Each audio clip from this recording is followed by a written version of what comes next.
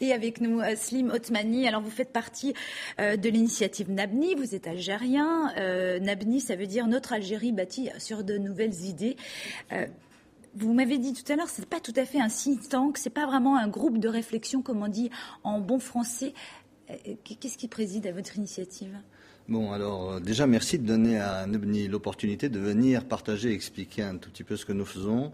L'initiative est très innovante. Elle est innovante en ce sens que, effectivement, ce n'est pas un think tank au sens occidental du terme.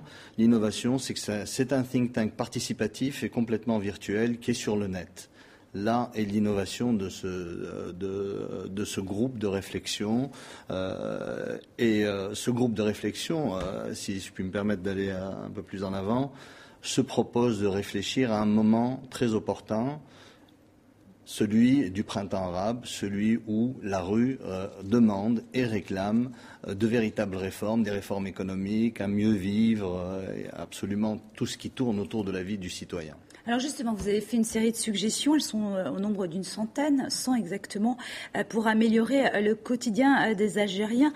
Ce sont des propositions extrêmement concrètes, par exemple réduire de 20% les documents pour les démarches administratives, faire des actions pour simplifier les créations d'entreprises, simplifier les actions, les procédures. En tout cas, c'est important pour vous de faire des propositions concrètes. Vous n'avez aucun discours politique. C'est vraiment quelque chose de très concret que vous voulez faire pour l'Algérie. Bon, à partir du moment où on commence à faire des propositions qui touchent absolument à tous les volets, à tous les piliers de la vie du citoyen, que ce soit économique ou social, puisqu'on a essayé de bâtir un juste équilibre entre les deux, on est à la frontière du politique, on est apolitique, parce qu'on n'est pas une organisation effective, on n'est pas un groupe clairement identifié d'individus, on ne se connaît quasiment même pas. Aujourd'hui, je suis là, je fais partie de l'initiative, mais je ne représente que moi-même.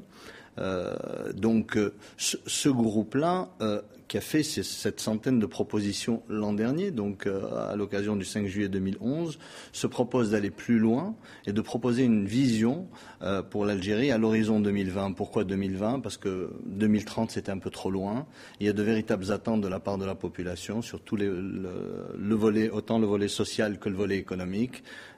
Et donc, nous avons décidé de résumer ce groupe de 100 propositions dans des propositions beaucoup plus condensées, beaucoup plus concrètes et beaucoup plus stratégiques pour l'avenir de l'Algérie. Alors, tous les membres de ce groupe n'ont pas de visée électorale, c'est surtout c'est une certitude.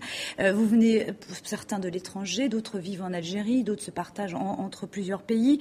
Comment le pouvoir algérien réagit-il ? Est-ce qu'il vous écoute ? Est-ce que toutes ces propositions ont été bien accueillies ?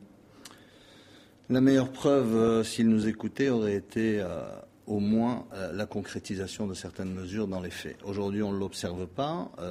Ils nous entendent, mais ils ne nous écoutent pas. Donc il y a une distinction. On a utilisé une image très très forte au niveau du groupe Nabni, qui est celle du Titanic, qui recevait des messages télégraphiques et qui, malgré ses appels à la vigilance, n'a pas dévié de sa route et est rentré dans l'iceberg. On est en train d'envoyer le message suivant au gouvernement algérien, lui disant, écoutez, il n'est pas trop tard, des réformes s'imposent à tous les niveaux de la société, on fait partie de la société algérienne, on vous les propose, on les met sur papier, inspirez-vous de ces réformes, on ne dit pas qu'on détient la science, on ne dit pas qu'on dit la vérité, on est en train de vous dire, voilà ce que pense la société des réformes qu'il faudrait mener pour apporter plus de bien-être à la société algérienne, tout simplement. Merci beaucoup en tout cas Slim Othmani d'être venu avec nous sur ce plateau de TV.